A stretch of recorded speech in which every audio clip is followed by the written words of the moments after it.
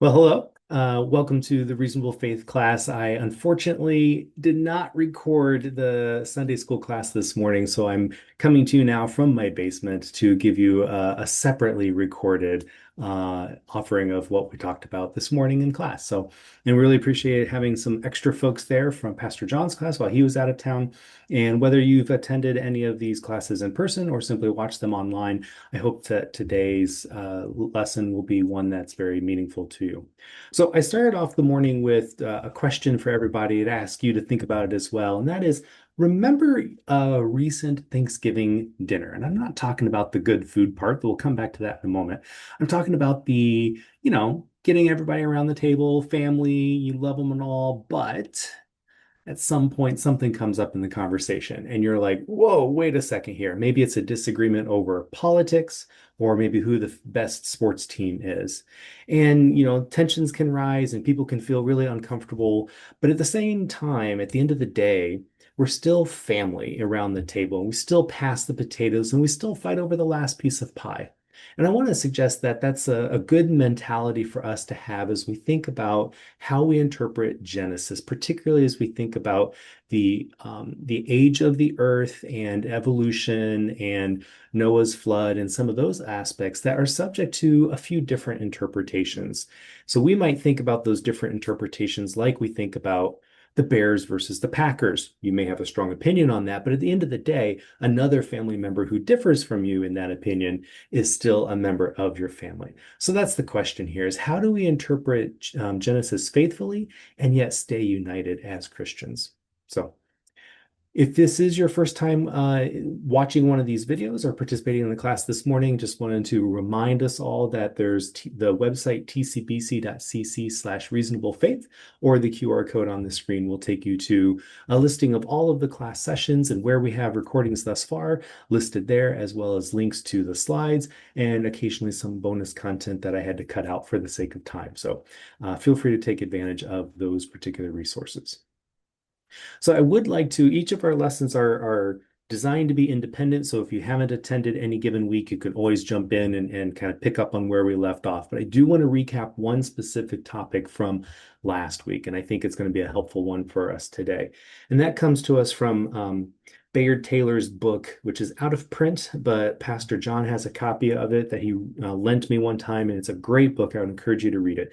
The Late Great Ape Debate. And you can get it on Amazon, even though it's out of print. I think there may be just used copies left, but nevertheless, it's a very good book. It talks about the discussion that we're having here today about Genesis and the different interpretations of it. So I'm going to draw a lot of content from that book when we're talking about the different models of creation that are espoused by Christians.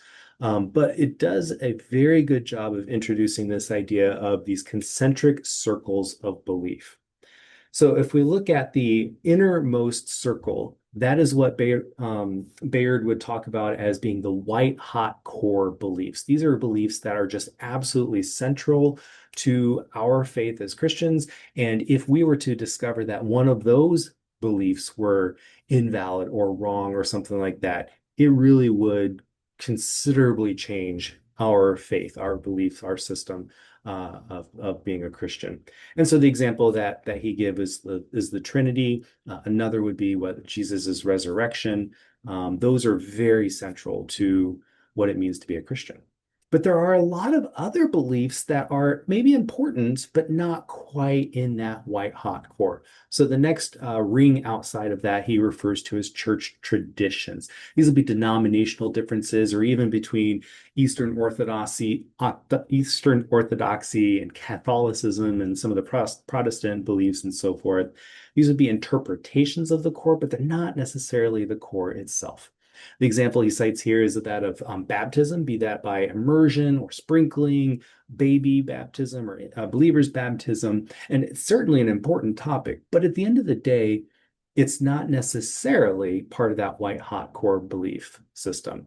If you grew up, for example, believing one type of immersion, or maybe your family practiced one type of immersion, one type of baptism, and then as an adult, you've come to a different position, you probably still believe that, the other members of your family or the other members of your church growing up are still Christians.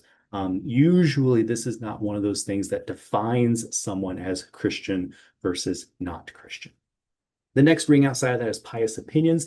These are even less clear, but they still talk about how we interact with the world given our central core beliefs. So this might be in the notion of, be in the world but not of the world. Well, how do those need to be held in tension? The more you are in the world, the more likely you are to be of the world. So is the emphasis here more on the in the world part, or is it more on the not of the world part? And so that's a question. I'm not going to discuss it here, but the point is that that's not the answer to that question is not a white hot core belief.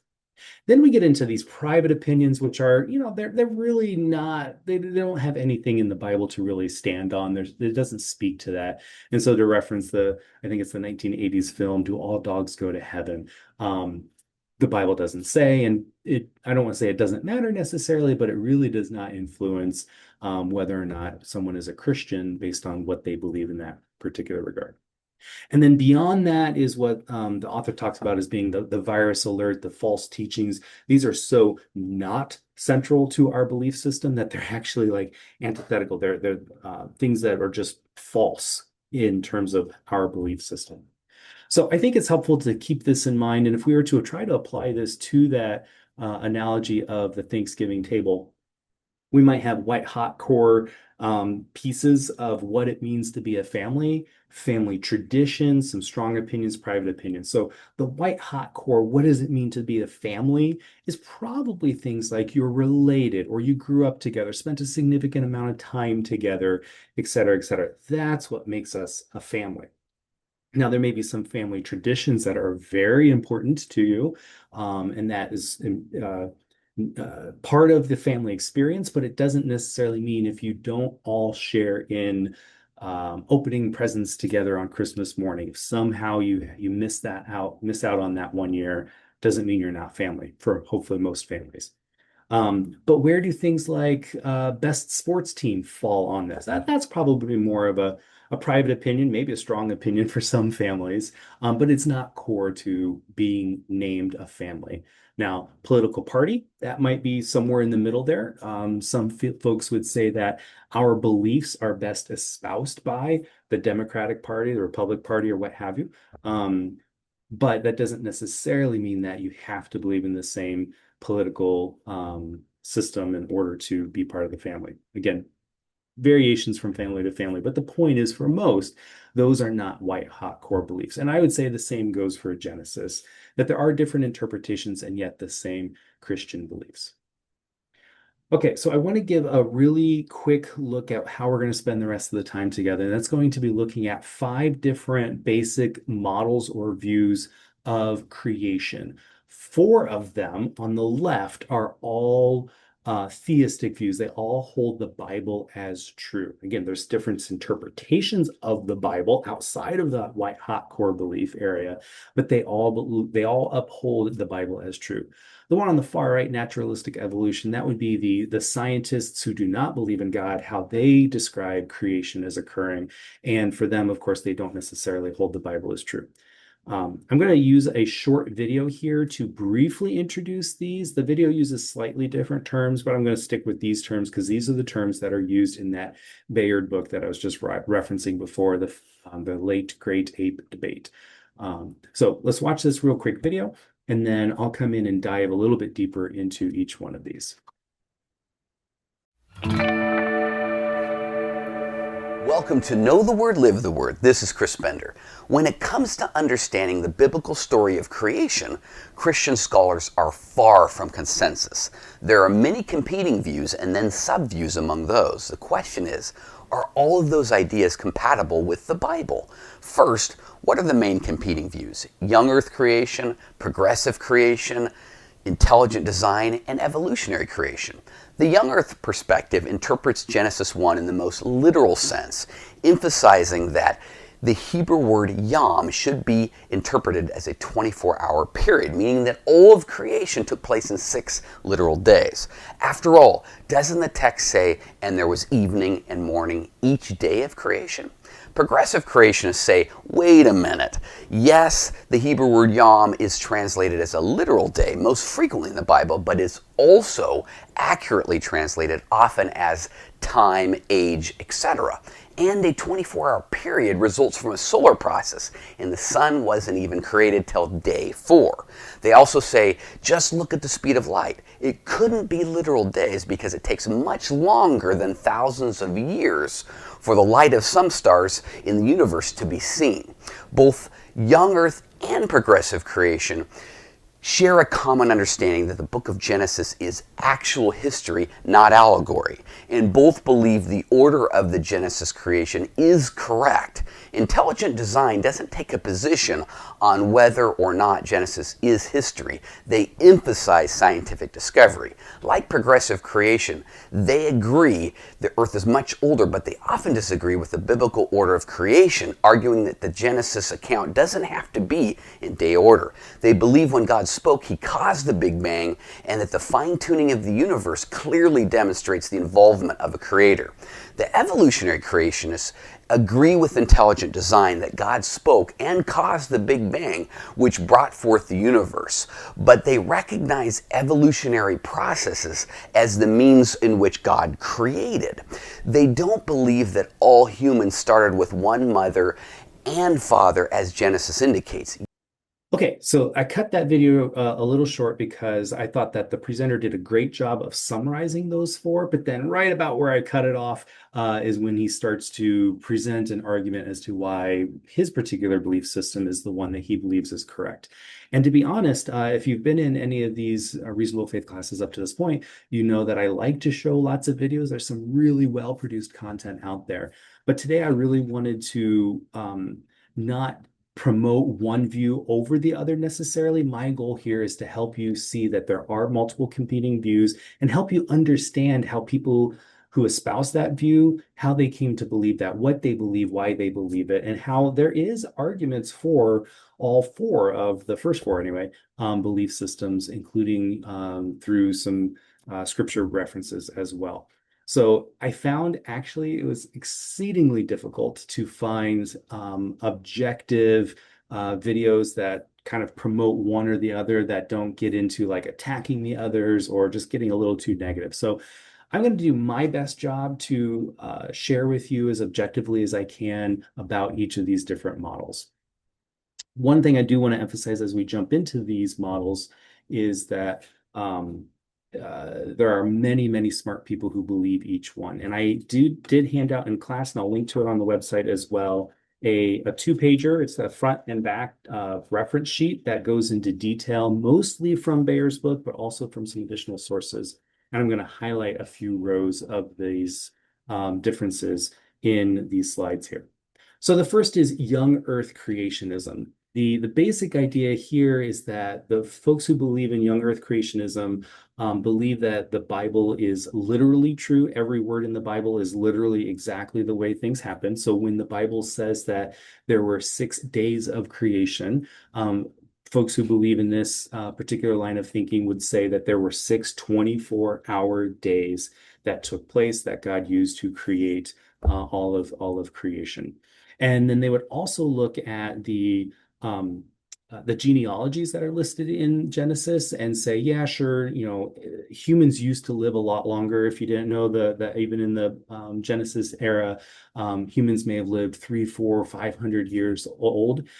So if you take that into account, some variability in that, but you count all of the family lines in Genesis, that effectively the earth is somewhere around 6,000 to 10,000 years old, that the earth did not exist before the 10,000 year mark.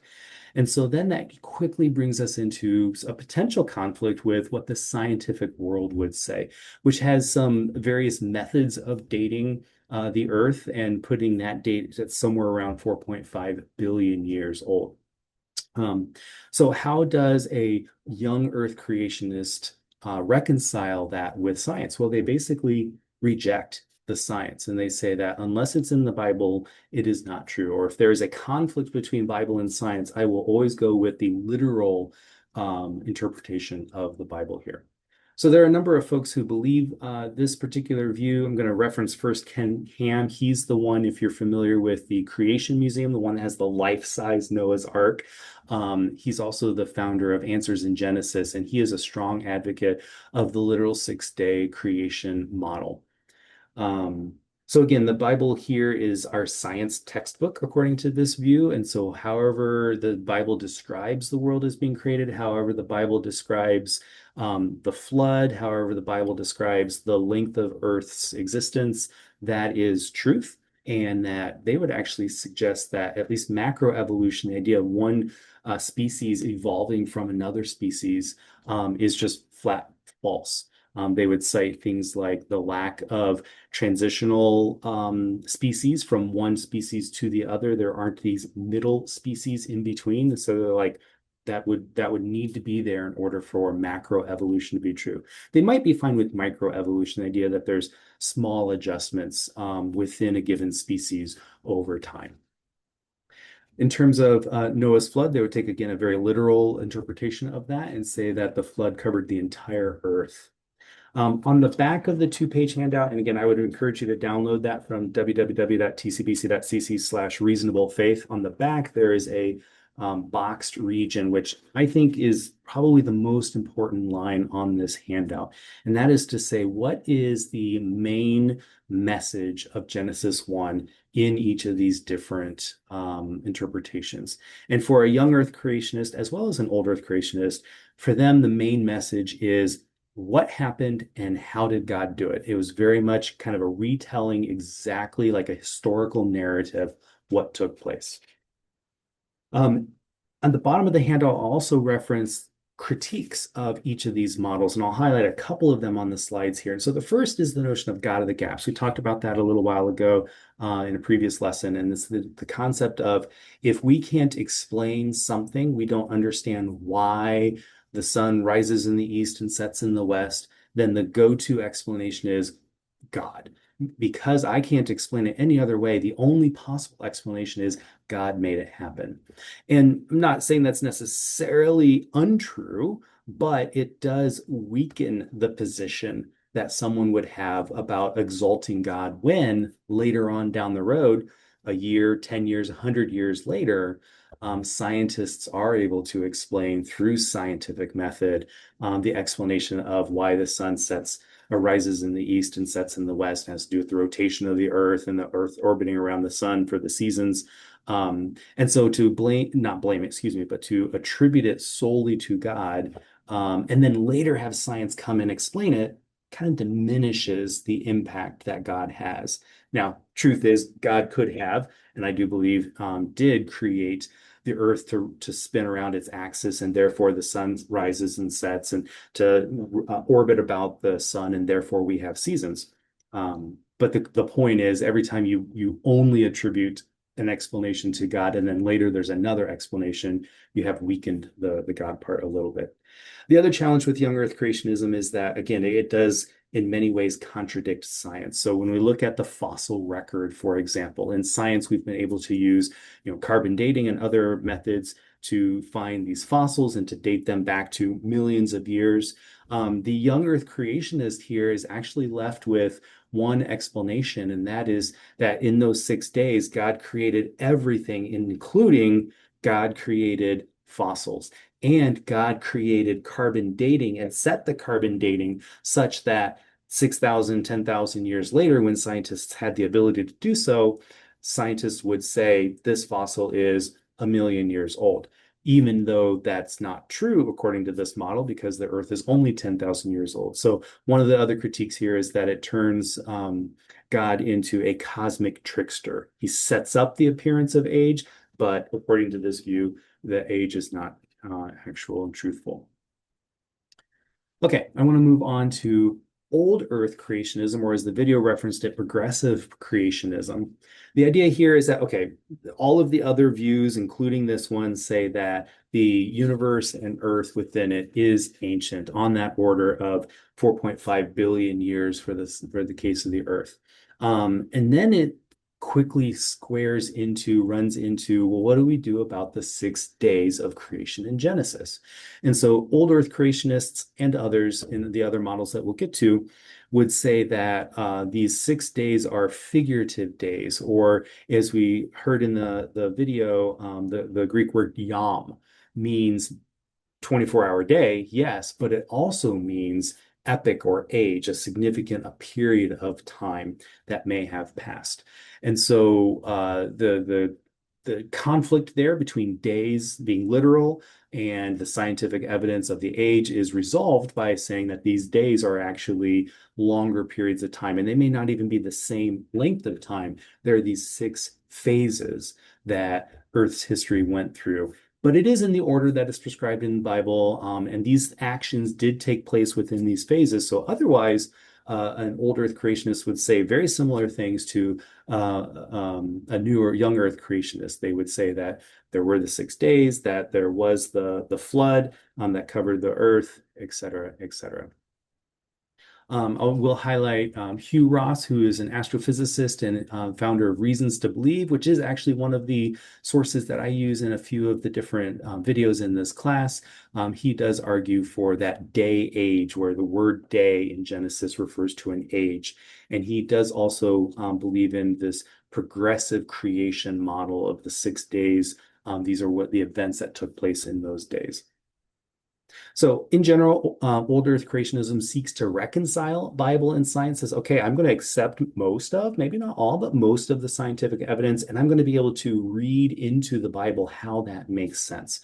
Which, if I jump to the bottom bullet, is one of the critiques of old Earth creationism, is that of concordism, of saying, I'm going to read into the Bible something that science says, even if the Bible is not trying to speak science.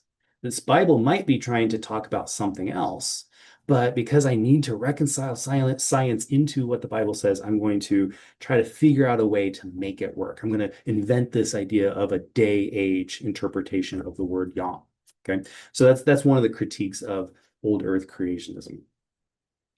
Noah's flood, again, some would say it's a worldwide event. Others would have said it was just a local or regional event. The idea is that if you were on top of the ark and you looked around and you only saw water, then some would say the entire earth was covered with water. But now that we know about the curvature of the earth, we know that you can only see a few hundred miles out in any given direction before, if it's you just can't see the rest of the earth beyond it. So even though Noah may have only seen water in all directions, it could have been that that was the extent to which the flood happened. And then beyond his field of view, there was not flooding. Again, like young Earth creationists, Genesis 1 is about what happened and how God made it happen, with that caveat of not a 24-hour day period, but a longer period of time. Another critique I didn't mention is some would say that, okay, you're starting down this slippery slope. Old Earth creationists, if you first say that Yom is not 24 hours, but instead it's thousands of years, what's the next concession you're going to make? What's the next time you're not going to take the Bible literally? So that's a critique, whether it's valid or not. I'm not speaking to that, but I do want to mention that that's a general critique that they would have. Okay. And I apologize, I'm not here to like field questions in this recording, but this morning I did answer some questions as they came up. You feel free to reach out to me if you do have other questions, but I'll introduce some of the questions that came up in the class as we go through these as well. All right, next up is intelligent design. This is one that says that it doesn't necessarily take a strong stance on Genesis, and particularly the chronology of Genesis. I include it here, one, because the book does, but two, because it does speak to creation in general. It doesn't necessarily fixate on the 6 days of creation per se. Instead, it's saying if you look at all of the complex systems, particularly the biological complexities of DNA and other observable elements of life, you would say there must be a purposeful design behind it. There's no way that all of these complex molecules that form this extremely long DNA chain would come up through evolution and be able to build the human body. There has to be an intelligent designer that created the systems that create life today. And even beyond biology, this is where you could look at the fine tuning of the universe, which was a topic we talked about last time, about how there's all of these numbers, these cosmological constants in the universe. For example, one that some of us might be familiar with from high school physics would be the constant of gravity, 9.81 meters per second squared on the surface of the Earth. If that 9.81 were altered by just a tiniest bit, by 1 in 10 to the 16th or something like that, if it was a little bit stronger, if gravity was a little bit stronger, we would all just collapse in on ourselves. And if gravity was a little bit weaker, we would all just kind of dilute into the vacuum of space. In either situation, there would not be life. And there are several, like 18 or so of these cosmological constants that are super important to and necessary for the existence of life. And yet every single one of these is so precise of a number that if you were on one side or the other, like on a razor's edge, life would not exist. And so for one of them, gravity, to be as precise as it is, could suggest an intelligent designer, but who knows? Maybe it was random happen chance. But when you put all of these others together and the infinitesimally precise nature of those numbers, they would say statistics can't make that happen. The multiverse can't make that happen. It must have been designed. So that's the concept of intelligent designers, that the universe in all of its complexity and glory exists because of an intelligent designer. Several folks in here espouse this particular one. I will say that they have various beliefs about Genesis and the age of the earth. I shouldn't say the age of the earth per se. Again, other than young earth creationists, all of the others accept the scientific evidence about 4.5 billion years. But they would have various interpretations about what does the genealogy mean? What is the yom? That was it 24 hours, or in this case, it would be considered to be much longer periods of time. Was the flood local or global? They have different opinions about that, but again, largely they're pointing to the complexity of life and the complexity of the universe. One of the critiques of this is that it just requires very careful and faithful hermeneutics, that you could still fall into a God of the gaps approach, but rather you have to be very careful about that. And it could read like concordism, again, where you're reading science into the Bible because science takes such a strong first foot forward in that. Someone did ask if intelligent design, if this is a newer phenomenon or an older one, because I referenced how let's see, where is it? Yeah, sorry, in the handout I mentioned how one of the other critiques is that even some of the big names in the church history, like Luther and Calvin, rejected natural revelation as the only way of coming to know God. And so the truth is that the impulse of intelligent design is an ancient impulse. It even says in scriptures how the heavens declare the glory of God. But modern intelligent design is sharpening this model with the advent of understanding DNA and the fine-tuning arguments of the universe. So not a new idea, but an increasingly sophisticated, or I should say increasingly detailed idea. Okay, and then theistic evolution. This is the last of the ones that support the Bible as true. It just has different interpretations of certain aspects of it. So fundamentally, theistic evolution is the idea that God created all of Earth, but he did so through evolutionary processes. So the idea here is that God is so incredibly smart and powerful that even at the moment of the Big Bang, God could anticipate every single move that was going to happen down the road. And through what's called middle knowledge, the idea of like, okay, if I put this atom here and I put that atom in there, what's going to happen? Will we get dinosaurs or not? He's so incredibly intelligent that he could predict all of these movements and see the future without having necessarily been in the future on all of these different possible universes he could create. And so the theistic evolution believer would say that God did not necessarily intervene at the moment of certain steps of evolution to make that evolutionary jump happen. Rather, at time equals zero, he created the universe in such a way where that was going to happen.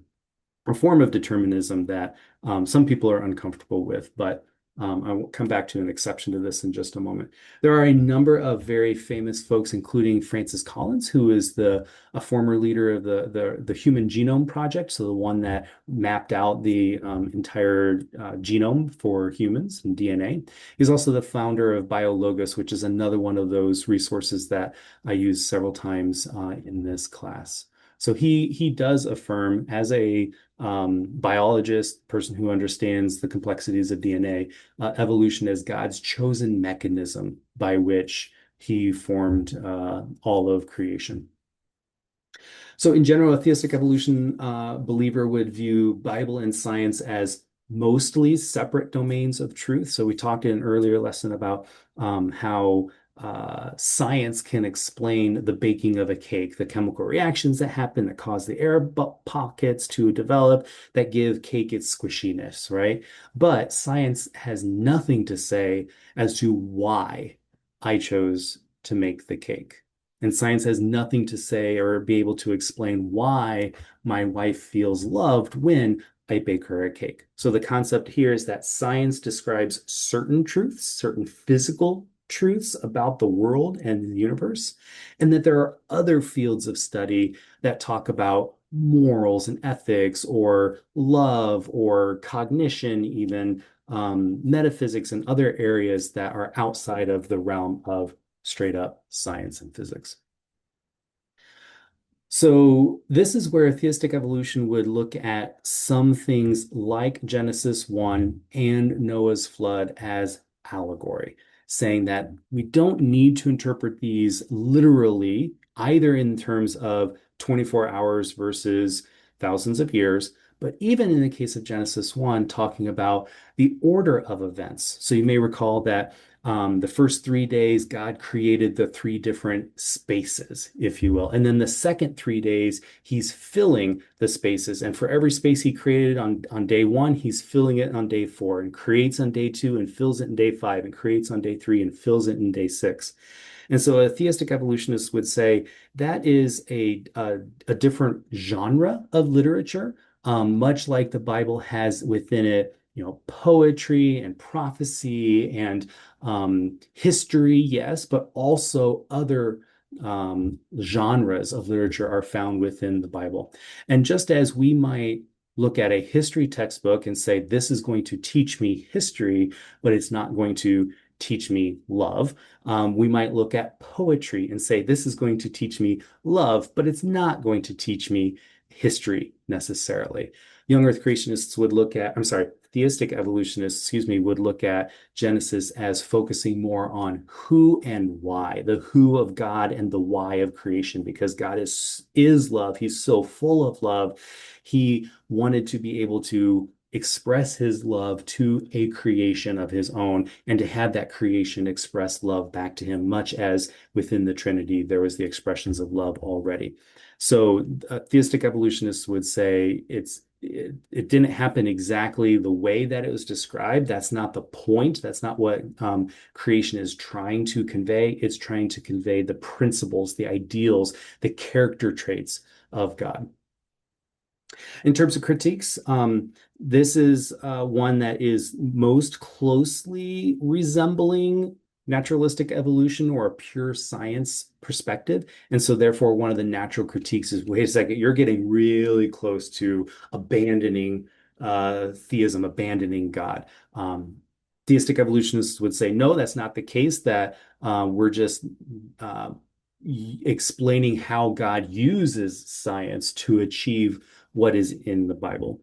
And there is the sense that, well, again, kind of God of the gaps. If God is less involved, if he's not specifically intervening at every second of every day to make everything work out the way that he wants, does that disempower God in some way? And again, the counter argument would be actually, no, to the contrary.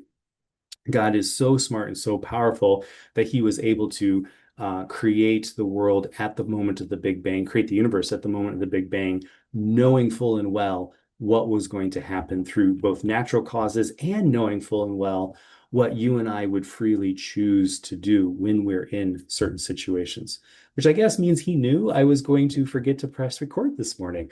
And so presumably there is some good that comes of that, that he knows that I do not know. I will say that all of these models have variations, that not everybody believes exactly down the column everything that I put in this chart. And so one example here, I put an asterisk and then down at the bottom defined it. William Lane Craig, WLC. He is a apologist and theologian that I reference in this course as well. He's previously been in this theistic evolution and thought that maybe there was not a historical Adam, but more recently he has come to conclude that there was actually an Adam and Eve in history. And the way he reconciles that with the evolutionary process is to say that, yes, God created the evolutionary process, and so there were the primates that evolved into eventually Homo sapiens. And at a certain moment in time, God did intervene and specifically designate or specifically identify and put his image into Adam and Eve. So evolution did happen, and God intervened at the moment of Adam and at the moment of Eve. So again, there's different interpretations on all of these, sub-interpretations, if you will, but I wanted to highlight that. Okay, and then just very briefly, naturalistic evolution. This is again the science only view that would put God aside and say that that is not true. And so they would say that life developed through unguided natural causes. You would have some very well-known folks who would espouse this, very well-known scientific folks who often are very antagonistic towards religions of all sorts.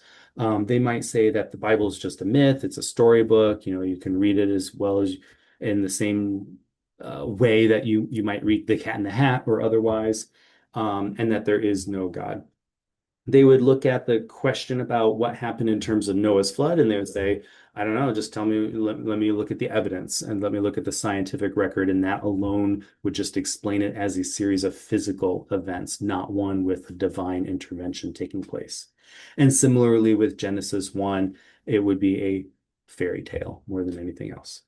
Natural critiques, of course, are that this completely rejects the Bible, which is not something that is compatible with our belief system.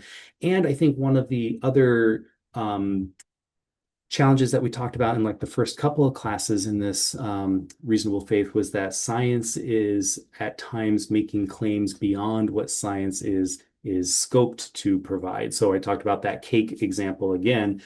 Science can't explain why the universe exists. It can explain that the universe exists. It can explain how the universe has evolved over time, but it cannot explain why there is something instead of nothing. So again, I would reference you back to one of the earlier classes if you want to learn more about that particular critique as well. Okay, so again, there's a lot to unpack here, a lot of different opinions going on, and I want to just take us back to the beginning where we talked about where does Genesis, the interpretation of Genesis, belong on that concentric circles diagram. Again, I would argue that it is something more in the realm of church traditions and pious opinions, that whether or not it was a literal 24-hour day or not, it's important and people are going to have strong opinions about it. But at the end of the day, all of us watching this video, we may have different opinions, where maybe some of us who are old earth creationists, some of us who are young earth creationists, some of us who are theistic evolutionists, and some of us who are intelligent design. And it doesn't mean that we can't all still celebrate the fact that we hold the core tenets of our Christian faith together, that at the center is Jesus, his death, and his resurrection.